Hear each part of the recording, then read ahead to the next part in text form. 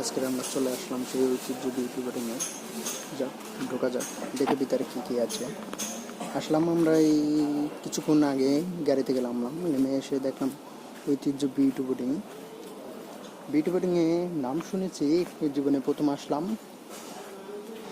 আচ্ছা, ভিতরে যেয়ে দেখা যাক কী কী আছে। এখন তো ভিতরে আসলাম না, সবাই আসলাম।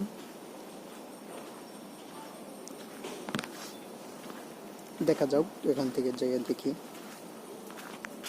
পুরান ঢাকা ঐতিহ্য বিউটি বোর্ডিং নাম শুনলাম, মুখে মুখে অনেকের নাম শুনলাম। আসলাম, এসে দেখলাম, দেখি কি দেখা যায়।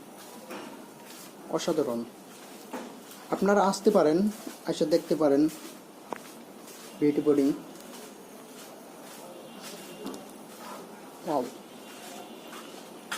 এটা খাবারের ক্যান্টিন, দেখুন।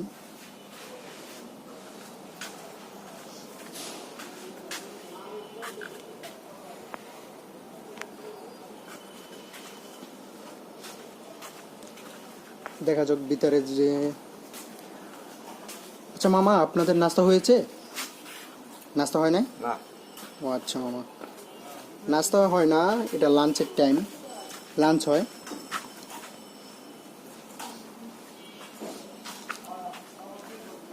আচ্ছা, উপরে যেয়ে দেখি কি আছে। গাইস, আপনারা আসতে পারেন ঐতিহ্য বিউটি বোর্ডিংয়ে। এদিকে আবাসিক হোটেল আর নিচে খাবারের ক্যান্টিন আছে। এই যে অসাধারণ, আসতে পারেন। এখানে অনেক লোক ছিল, শুনলাম শাকিব খান তরিগাই ছিল, অপু বিশ্বাসের ছিল, আরও লোক ছিল। যে রুম নাম্বার দেখা যাক সামনে। যে 1 নম্বর রুমে কবিরা আয়েশা আড্ডা দিতে বলে। এই যে উপরে যাওয়ার সিঁড়ি, এটা এখন বন্ধ আছে। অসাধারণ ভাইয়া, আপনারা আসতে পারেন গাইজ, দেখেন। অনেক সুন্দর পুরান ঢাকা ঐতিহ্য বিউটি বোর্ডিং, এসে দেখতে পারেন। আসলাম হপায়, এসে দেখলাম অনেক কিছু আছে। আসতে পারেন, খাবারের ক্যান্টিন, বিকালে নাস্তা পাওয়া যায়, সকালে কিছু হয় না। তাদের 12টা থেকে লাঞ্চের টাইম। আচ্ছা, 12টা থেকে আমরা থাকবো, দেখবো কি হয় রান্না।